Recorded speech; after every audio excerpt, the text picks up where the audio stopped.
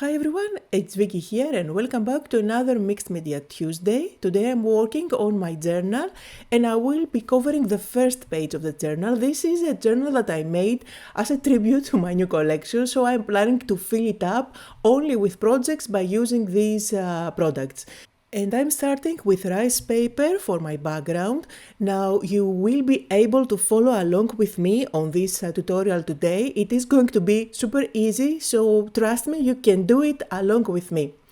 Now rice paper was a product that I started playing with when I started art journaling way back like 15 years ago, and I find that it provides a great way to cover up that blank space, and it's a great step to get you started. Now the design that I'm working with today is quite subtle, so it is great for a background. However, if you have other designs which are very busy, what I used to do and what you can do is to just go over it with a wash of gesso, like really thin it out so that you can tone down the busy background. So anyway, I'm going to stick that down. I like to stick that down with rice paper glue. This is a glue that dries completely matte. You can use it at the top of your blank page, stick the rice paper on top and then cover it up again on top with that rice paper glue. This is going to seal it down and it is still going to stay completely matte and non-sticky. Now, just like always, you will find the full list of the supplies that I'm using today. And keep in mind that the rice papers, you can get them as singles just by the design that you like, or you can get a selection of the rice papers that I designed from this collection. Now I'm making sure that all the edges are nicely stuck down, and then I will cover the whole thing with the rice paper glue as well. Once you're done, use your heat gun to make sure that everything is nice and dry, and then let's move on to the next step and make it more mixed media and fun. I'm using 2 acrylic paints. These are from the set of acrylic paints. There is a set that I hand-picked with 6 colors that match the colors of my collection. So anyway, I'm going with a greenish one and an ivory, and I'm going to apply a little bit on my palette there and just mix them with a brush. In art journaling, it's all about having fun with different mediums and layers upon layers. So here is where I'm going to get the question of, oh no, that rice paper was so beautiful, why did you cover it up? Well, I was feeling like covering it up in some areas to make it look more artistic. I wanted to see that beautiful acrylic paint and add some color, and I feel like it makes it more interesting. One thing that you can do is to dilute that acrylic paint even more if you want to with water, so that you will be able to see what's underneath. Now here I'm using just a paper towel. You can use a baby wipe if you like, and I'm just wiping off the edges to have a more blended look on the edges, or let's say a softer look. Now with what's on my paper towel, I can go over other parts of the background and add some touch of that greenish, while you can still see the design underneath. And then of course you need to use your heat gun or wait for the paint to dry before you move on to the next step. Now I will do some stamping on my background, and I'm using my Labels stamp set. This is the new one that I designed. It gives you 6 different label shapes as well as a bunch of other stamps that you can stamp on top of your labels to create your own. However, here I'm using the text one and I'm stamping on my background in different areas just here and there. Now you can definitely go and stamp on your background with black, which is definitely something that I usually do. However, for this project today, I wanted a softer background. That's why I chose to go with brown instead of black. Now I switched to another stamp, and this one has some numbers. It looks like a calendar. And again, for this video, I chose not to fast forward any of the steps, so you can see exactly what I'm doing, and it is kind of a class. So I am going to put away my stamp set, and let's move on to the next step, which is stenciling, one of my favorites. And I'm using a new stencil from the Secret Diary collection, which has this beautiful delicate flower branch. I am going to use that with volume paste. I like volume paste because it is very, very thick and it gives a great impression of your design. Now this stencil has lots of things going on. Apart from the brands that I'm going for, there are many words that you can use as well as many butterflies. I did prepare the stencil before I go ahead and apply the volume paste on top. So what I did was to use some Scotch tape on the areas that I didn't want to transfer. So for example, there are some butterflies that I just covered up. You cannot see that here because the Scotch tape is completely transparent. However, trust me, it's there. So I'm avoiding the butterflies. I didn't want butterflies for this design. I am going to move on to another area, and you can see how by stamping and adding stenciling on this green area, I'm adding some visual texture and actual texture with the volume paste, while at the same time I'm keeping the background quite subtle. Now make sure that you wash your stencil and let's move on and play with the ephemera. I picked the Polaroid frame as well as that lovely lady, and I'm going to combine that with some pattern paper for the background of my Polaroid. So I picked a pattern paper that I like. I'm going to ink up the edges to get rid of that white edge. And remember, those ephemeras are actually stickers, so you can easily peel off the backing and stick it on top of any page that you like. You can definitely use your own photo here. So you can just stick this frame on top of your photo. You don't need to use the lady. You can use your pretty face and place it on top of your journal as the first page of your journal. Now keep in mind that I'm not going for a vintage look and feel.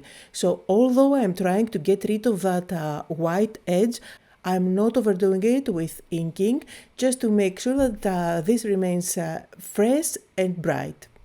So I'm going to pick an area from this pattern paper that gives some visual texture. You see I picked that up there where you can see some corrugated cardstock, some peeled paint, different colors, so I feel like it is interesting. And then I'm just going to use my scissors and cut it out. Really quick and simple. I think that this Polaroid frame gives a great background and it can be used with any pattern paper that you may have at home, and it's a great way to use your pattern papers at the back and then stick beautiful ladies on top, or your face again. Remember, you can use your very own photos. Inking up the edges of the girl as well, and then remember, she's a sticker, so I can peel it off and stick it down. I am going to place her as if she is inside the photo, but also she is coming out of the frame. I always like to have elements going outside of windows or frames. I feel like it makes it look more interesting, and I want her to look up. Make her looking up as much as possible. Don't worry about the bottom gap. I am going to cover it up later on with more embellishments. So here I'm bringing in my ephemera pack again, and let's look for flowers and leaves and other elements that I can add at the bottom, which is going to cover up that gap. And it creates a lovely cluster at the same time. I am using elements from the ephemera pack of Secret Diary, but you can definitely fuzzy cut elements from the paper pad if you have that. You will find pretty much all of these elements on the paper pad as well, in different sizes maybe. So again, I'm repeating the same steps that I did for the previous cutout. I'm inking up the edges of everything. Not overdoing it because I'm not going for a vintage look and feel. I'm just making sure that I don't have white edges. Now keep in mind that the clusters that I'm making, either on my mini art journal or my big art journal like this one, or even on tags, could definitely be clusters that you can create on top of a card. So for example, this design that I'm going for could definitely be a card, and just add a sentiment. And of course, in that case, you can use some foam tape at the back to add some dimension to create different layers. Here I'm working completely flat since I just want to avoid too much bulk on my journal. And when you are creating clusters, you can never go wrong with extra leaves and flowers. So that's what I'm doing here. Another way that you can make your clusters look fuller is by using tickets, which I also did in this one. And you can see this is a lovely embellishment that you can stick on top of a card. However, just to make this look more interesting, to help that pop even more on our page, I'm just going to cut out one of those notebook pages from the pattern paper. This is a page from the 12 by 12 paper pad, but you can get it separately if you want. I'm absolutely in love with this page, so happy with it. Anyway, you can use both sides. They are great because they match the front and the back, and you can definitely use them in pockets, in albums, for example. But the way that I designed them was that if you don't have an idea on what to create, you can use the front side, which is ready-made for you, to create a very simple card, for example. Or if you want, you can recreate what you see on the other side by using the elements from the ephemeras and the die cuts to make it look more dimensional. So I give you ideas already in the book. Anyway, I can talk about the designs in this collection forever, so I'm not going to bore you anymore. It is my baby after all, and I absolutely love it. I'm super happy with this collection. So here I'm just going to combine that notebook with my cluster, and I'm sticking everything down with my matte glue. And of course you can finish the project here, it looks already amazing. However, when I'm having fun with an art journal, it is really difficult for me to stop. So I want to give her something to look at. And there is a lovely bird in the ephemera pack, so I think adding a bird on her way of sight would be a great attachment. You can even use a butterfly if you like, flying up there. It is also a great idea. Also, you can look at the moon. There are many elements that you can give to her as a point of interest. Now I'm going to stick that bird up there, I think. So again, this is a sticker. You can peel it off and stick it down. And at this stage I'm super happy with how this project is looking. And I always like to have motivational quotes on my journals, and there is a paper in the paper pad that gives you many of them, so you have lots of choices to pick from. I went with the one that says never stop looking up, and I'm just going to tuck it underneath that flower. Next step, and of course I have to use my white gel pen. I'm just adding some sketchy white lines. I always like to add a white dot on the animals. I feel like it brings them more to life. You can see I'm adding some white sketchy lines on her hair, along the edges on her clothes. I will add on the leaves, the flowers, just little highlights here and there. And also, since I'm doing this technique, another thing that you can do is to use the highlights not only on the elements that we cut out and stick on our pages, but also on the design that you see at the background where that rice paper is. So you can see here I'm just roughly outlining some of the leaves. It brings it more to life, but just because it is white and not black, it doesn't overwhelm the background. Now, if you want to give it kind of a border to make it look more finished, you can go and ink up the edges. I'm using brown ink again. However, I'm not overdoing it. Again, I'm not going for a vintage looking project, but by inking up the edges, it kind of brings everything together somehow.